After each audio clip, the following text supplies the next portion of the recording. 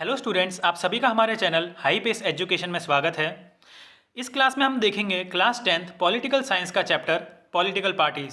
Students, इस class में हम देखेंगे इस चैप्टर के जितने भी इंपॉर्टेंट क्वेश्चन आंसर्स है और एनसीईआरटी क्वेश्चन आंसर्स वो हम देखेंगे। स्टूडेंट्स, ये क्वेश्चन आंसर्स बहुत ज़्यादा इंपॉर्टेंट है और इफेक्टिव है क्योंकि ये सभी क्वेश्चन आंसर्स प्रीवियस ईयर्स के बोर्ड एग्जाम्स में पहले से आ चुके हैं। इसलिए अगर आप एग्जाम में हाई स्कोर करना चाहते हैं तो आप इन क्वेश्चन आंसर्स को पूरा कंप्लीट देखिएगा। स्टूडेंट्स, हर पेज को रीड करने के बाद मैं उसे लैंडस्केप में करूंगा, जिससे आप इन क्वेश्चन आंसर्स का स्क्रीनशॉट भी ले सकते हो और बाद में आप इनका प्रिंट आउट भी निकलवा सकोगे अपने रिवीजन के लिए। इसलिए इस वीडियो को एंड तक ज़रूर देखना। चलिए स्टूडेंट्स, स्टार्ट करते हैं हमारा चैप्टर पॉलिटिकल पार्टीज़। इसका जो क्वेश्चन नंबर फर्स्ट है वो है, what is a political party, give example. So the answer is, a political party is a group of people who come together to contest election and hold power in the government. Example, Indian National Congress and the Bharatiya Janata Party. Our next question is, name the three components of political parties. So the three components of political parties are, the first one is the leader, the second is the active member, and the third is the followers. Our next question is, what is one party or single party system? So the answer is, a system in which only a single party is allowed to work, control and run the government is called a one party system. Example, China. China is an example of single party or one party system. Next question is, what is a multi-party system? It is a system in which more than two parties function and several parties have a reasonable chance of coming to power, either on its own or in alliance is called multi-party system.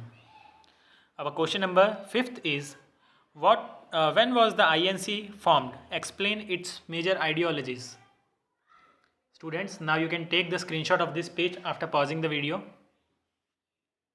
So the answer for question number 5th is, the Indian National Congress was formed before independence, that is in 1885.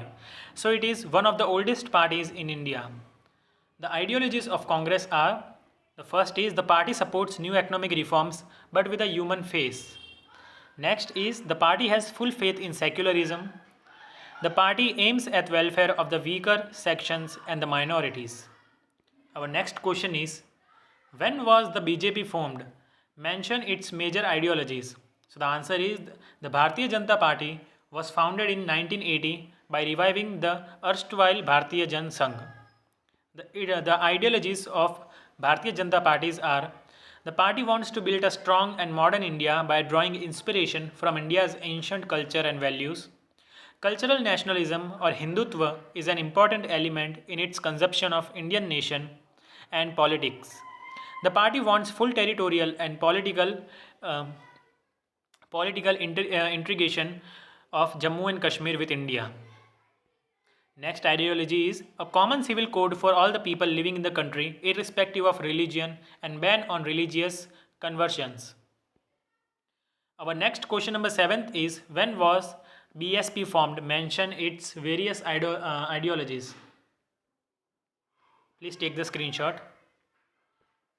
So the Bhajan Samaj party was formed in 1984 under the leadership of Kanshiram. The party seeks to, and the ideologies of BSP are, the party seeks to represent and secure power for the Bahujan Samaj, which includes Dalits, Adivasis, the OBCs and the other religious minorities. The party draws inspiration from the ideas and teachings of Sahu Maharaj, Mahatma Phule, Periyar Ramaswamy Naikar and Baba Shah Ambedkar. The party stands for the cause of securing the interest and welfare of the Dalits and the oppressed people. Our next question is, when was CPI formed? The CPI was formed in 1964. The party believes in Marxism and Leninism. The party supports socialism, secularism and democracy and opposes imperialism and communalism. The party accepts democratic elections as useful and helpful means for securing the objective of socio-economic justice in India.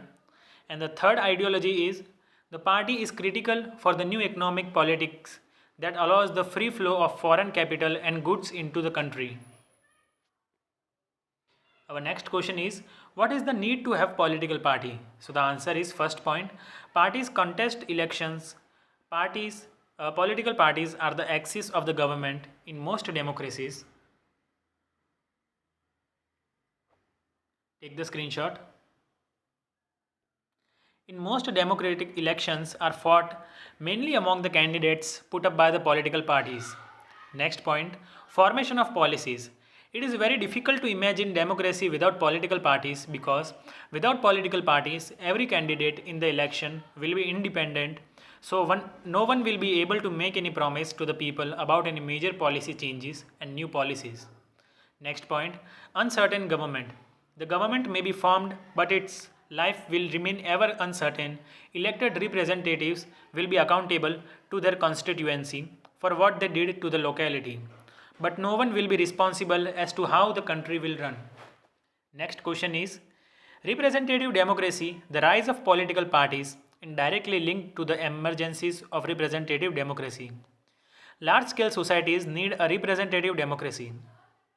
Our next and the last point is gather public opinion. As societies became large and complex, they also needed some agency to gather different views on various issues and to represent this to the government. This is fulfilled by the political parties. Our question number 10th is what are the major functions of political party? So the first is elections. Parties contest election in most democracies. Elections are contested mainly among the candidates put up by political parties. Take the screenshot. Next point is to form and run the government. Formation of the government is one of the aims and functions of the political party. In a parliamentary system, the leader of the party in power becomes the PM and he or she appoints the other ministers in his or her cabinets. Next is declaration of policies. Political parties put forward their economic, international and social policies before the people and suggest ways to tackle the issues. Usually parties have their research wings and think tanks to guide them. Next point is molding public opinion. The party stimulates the interest of public in the issues of before the nation. They use all means of mass communication such as the press, the radio, the television, including the street corner meetings. In this way, political parties try to educate, influence and mold public opinion in their favor.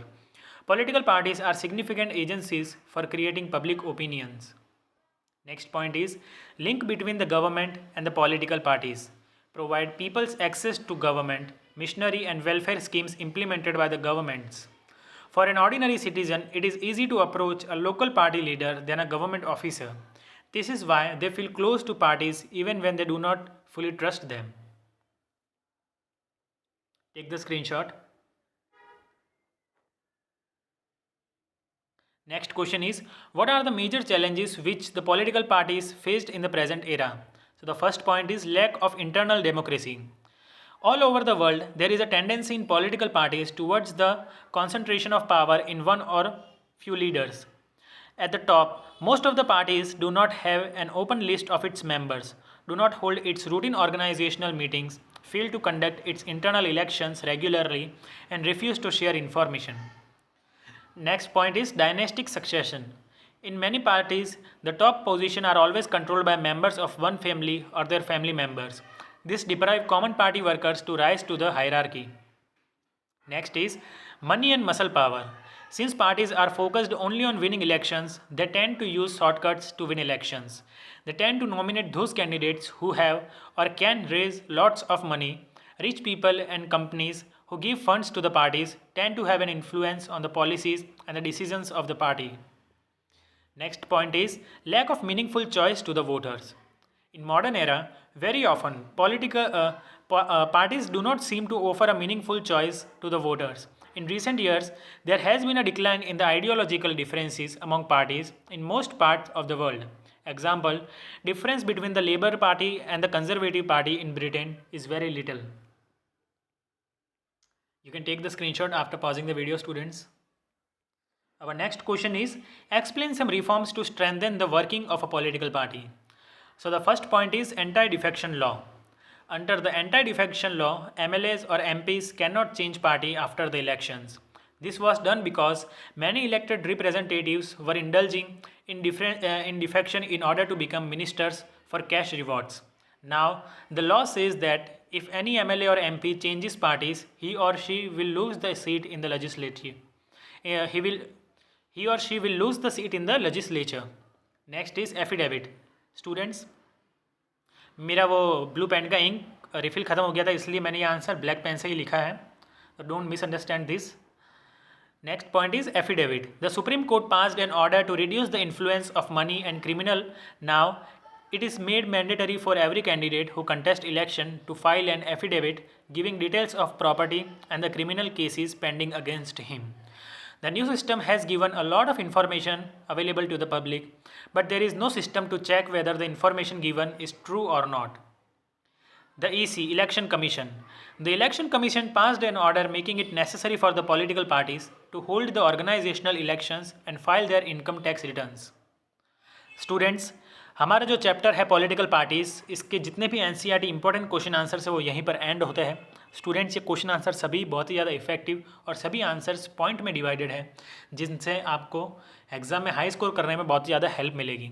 Students, अगर आपको हमारा ये video अच्छा लगा हो तो please हमारे channel को सब्सक्राइब कीजिए और हमारी इस वीडियो को लाइक करना ना भूलें. Thank you so much students.